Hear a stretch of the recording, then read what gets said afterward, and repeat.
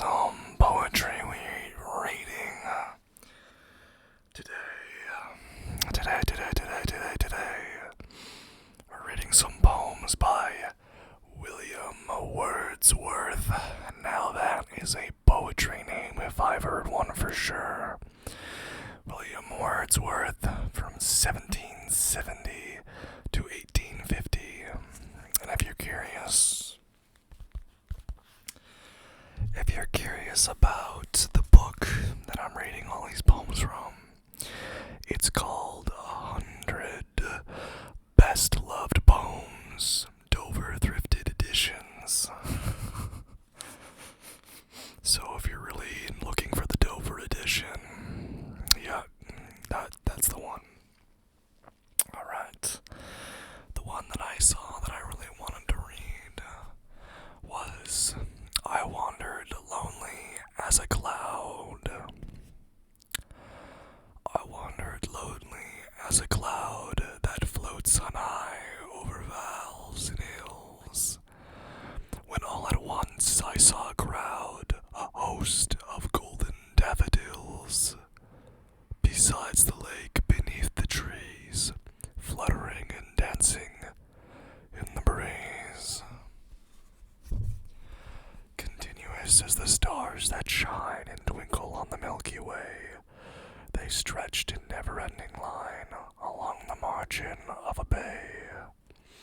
10,000 saw I at a glance, tossing their head in sprightly dance. The waves beside them dance, but they wouted the sparkling waves in glee. A poet could not but be gay. And back in those days, gay meant something different. In such a joke, I've never seen this word before. In such a jocund company, I gazed and gazed, but little thought what wealth the show to me had brought. For oft when on my couch I lie, in vacant or in pensive mood, they flash upon the inward eye, which is the bliss of solitude. And then my heart with pleasure fills, in dances with the daffodils. I really liked that one. I really liked that one. I do like daffodils. My mother was a huge fan of tulips. I'm just gonna drink some more water. Okay, sorry about that. On to the next poem. I want to see what else Mr. Wordsmith has been writing.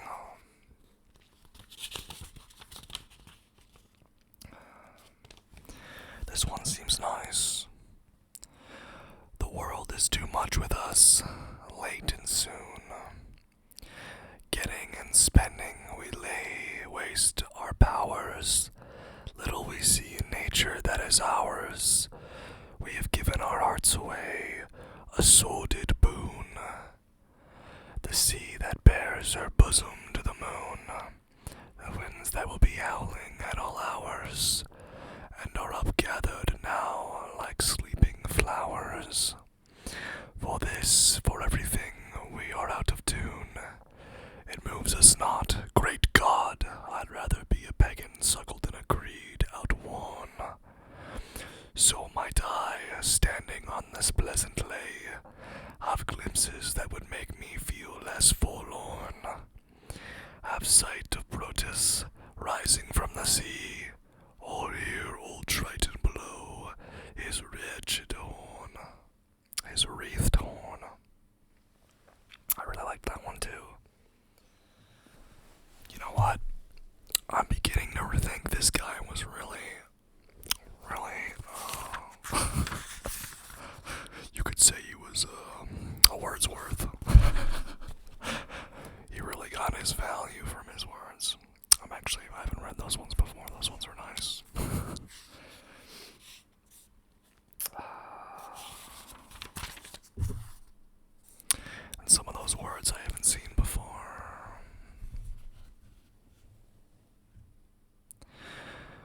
She walks in beauty.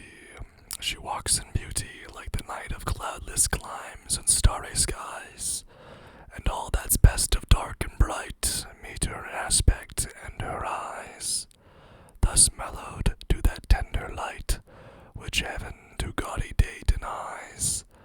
One shade the more, one ray the less, had half impaired the nameless grace which waves in every raven tress, or softly lightens over her face, where thoughts serenely sweet express how pure, how dear their dwelling place. And so, and on that cheek, and o'er that brow, so soft, so calm, yet eloquent, the smiles that win, the tints that glow, but tell of days and goodness spent. A mind at peace with all below, our heart whose love is innocent. What's this one? Ooh, I really like this one. This one looks about autumn. I love autumn. Autumn is my favorite season. Alright, I'm gonna take another swig, and we're gonna read Ode to the West Wind. This one seems good.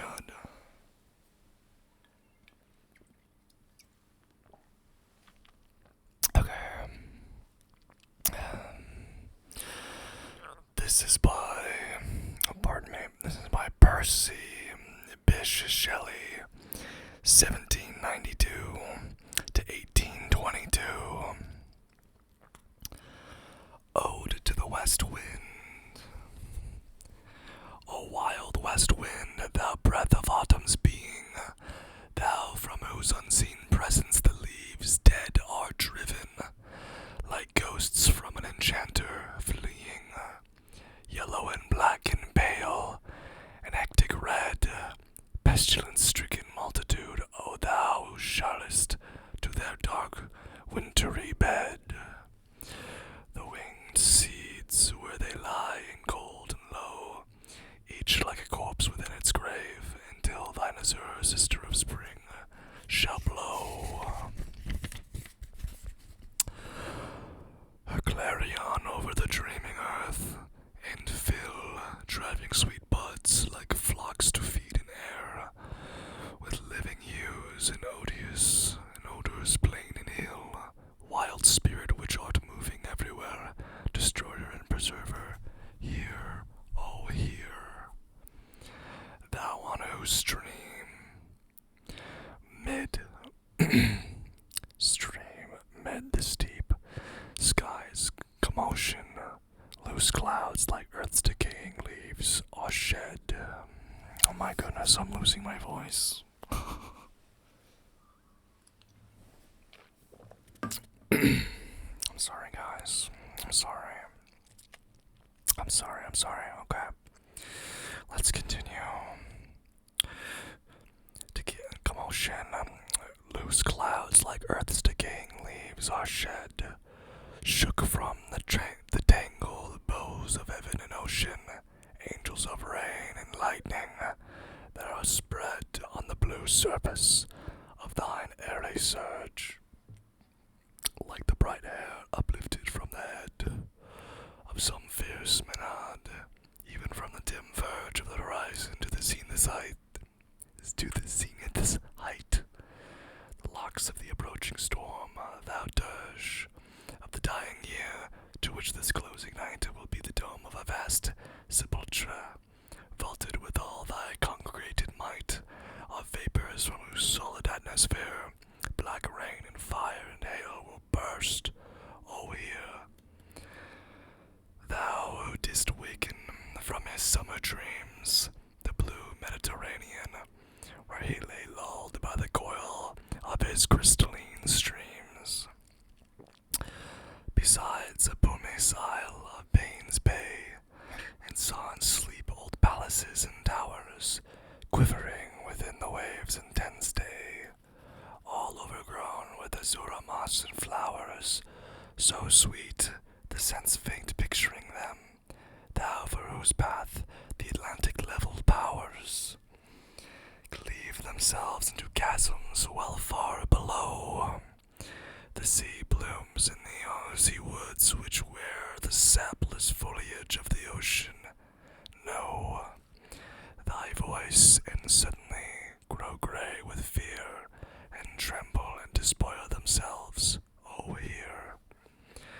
If I were dead, leave thou mightiest bear. If I were a swift cloud to fly, with thee a wave to pant beneath thy power and share. The impulse of thy strength only less free than thou, O uncontrollable, if even I were as in my boyhood, and could be the comrade of thy wanderings over heaven as then, when to outstrip thy scary speed scarce seemed division, I would ne'er have stricken, as thus with thee in prayers in my sore need, O lift me as a wave, leave the cloud, I fall upon the thorn of life, I bleed. A heavy weight of hours has chained and bowed one like three, one like thee, tameless and swift and brown. Make me thy lyre, even as the forest is. What if my leaves are falling like its own? The tumult of thy mighty harmonies. Sorry. Will take from both a deep autumnal tone. Sweet though in sadness be thou, spirit fierce my spirit, be thou me, impetuous one.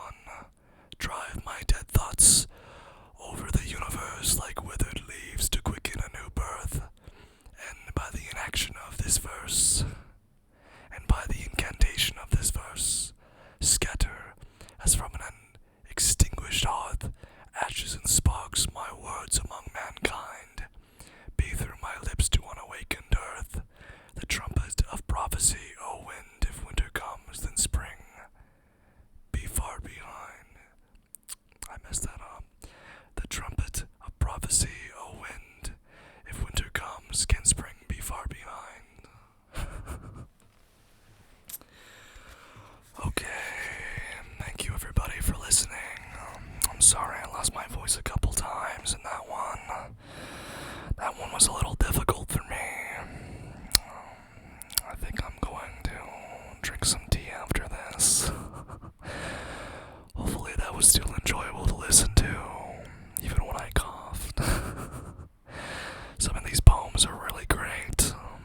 I'm always wondering if some of these guys were having like manic episodes when they were writing this, because some of them are a little crazy, but they're also really pretty. I really liked all the poems about daffodils and flowers and autumn. I love autumn. God, do I love autumn. It's such a good season. Okay,